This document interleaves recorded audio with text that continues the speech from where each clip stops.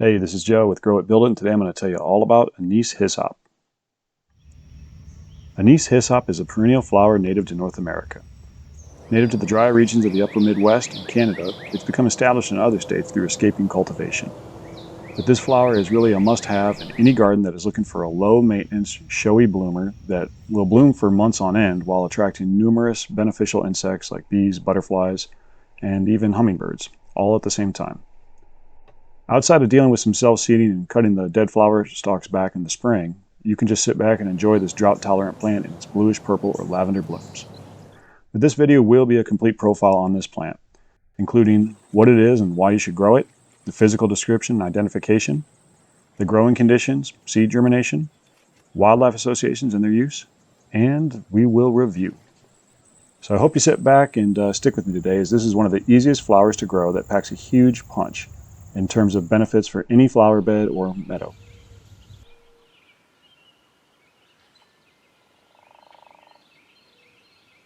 So what is Anise Hyssop? Well, it's a herbaceous perennial that's native to North America, primarily the upper Midwest over to Montana and the provinces of Canada. But it's a perennial, so it'll come back every year, and it's herbaceous, so that it'll die back to the ground every year. All right, so why should you grow this flower? Well, beauty. The flowers are gorgeous lavender spikes that rise above the attractive foliage that make Anise Hyssop a gorgeous addition to any garden or flower bed.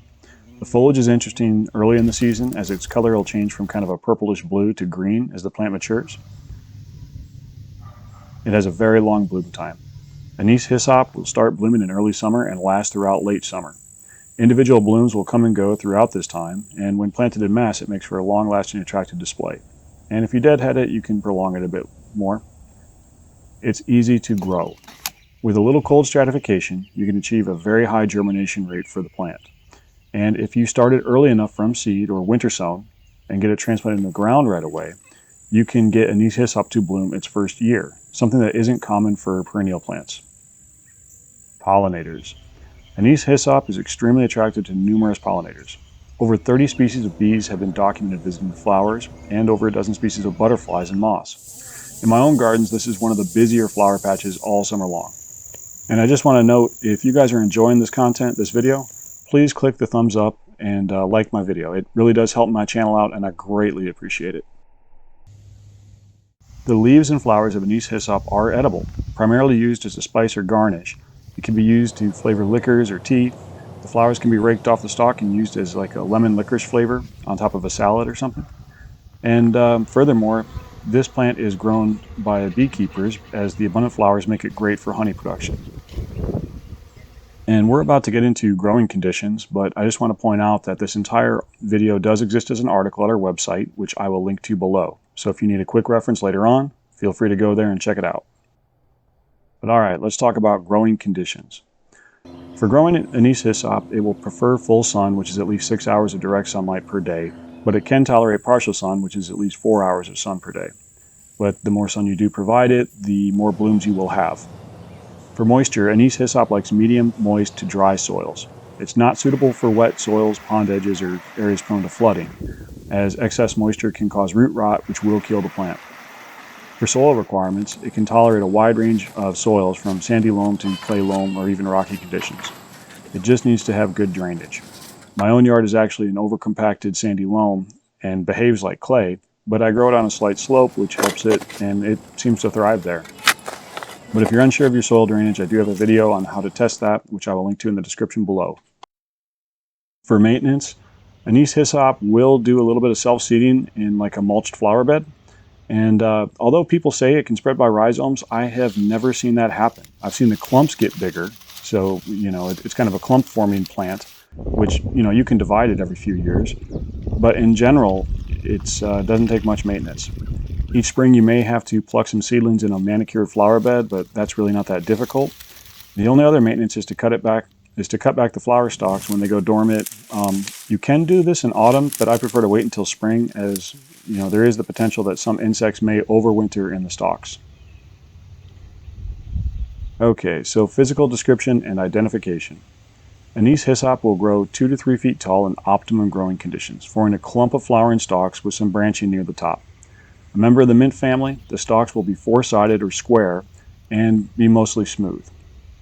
The leaves are approximately 2 inches wide by 4 inches long and opposite or paired along the stalk. There are prominent and frequent veins on the leaf, and the edges will be serrated. So this can help you identify it before blooming. And really, when you crush a leaf or tear it and smell it, or even taste it, it'll have a distinct aroma similar to anise or black licorice. At least it smells like black licorice to me.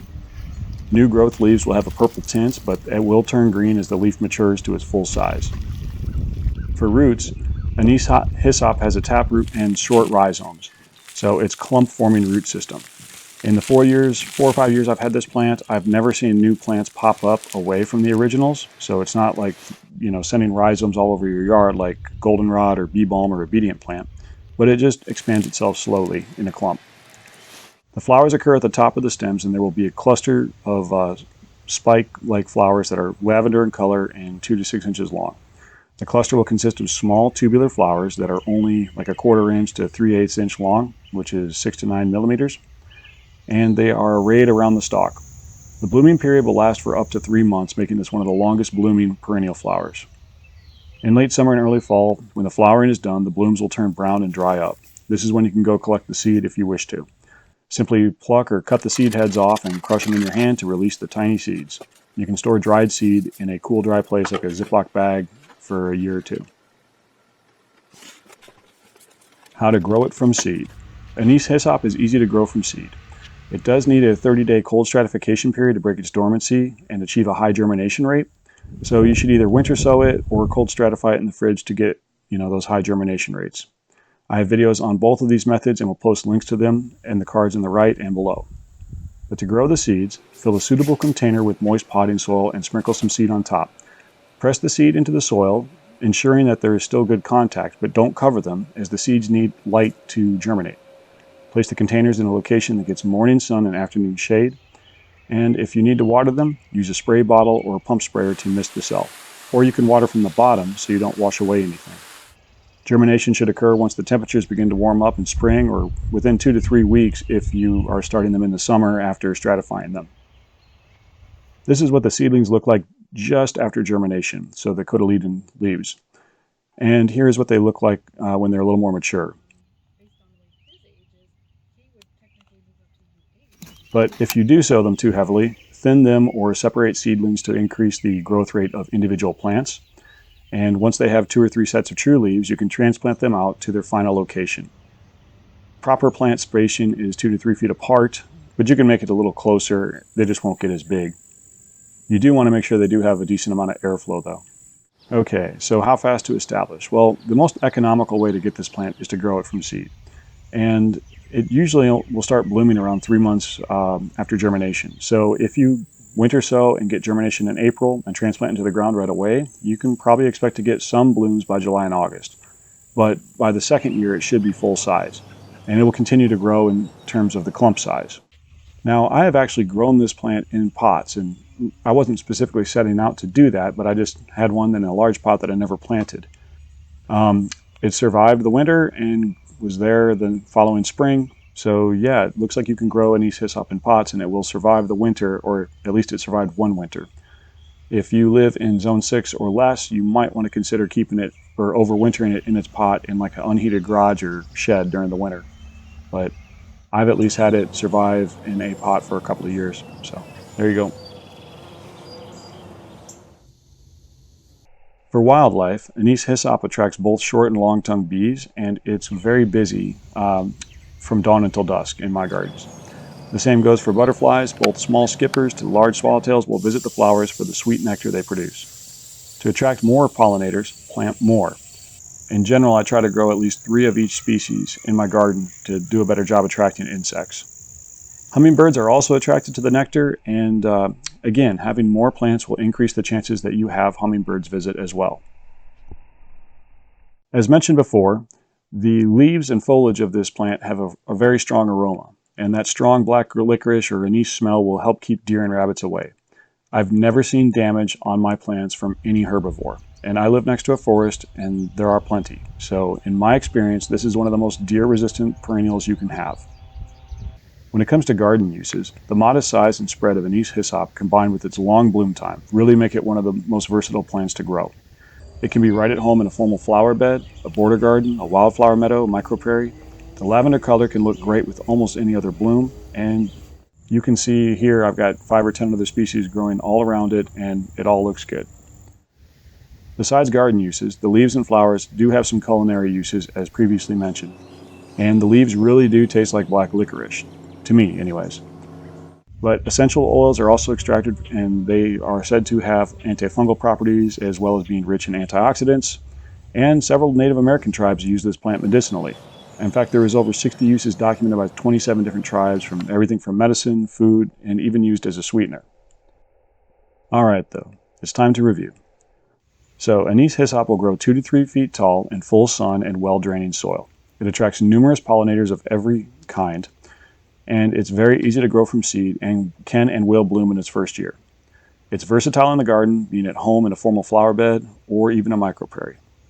So again, if you guys have any questions, please ask them in the comments as I try to answer all of them to the best of my ability. And if you enjoyed this video, please give me a thumbs up, as it really does help me out and I do greatly appreciate it. So thank you guys very much, and you guys all have a good one.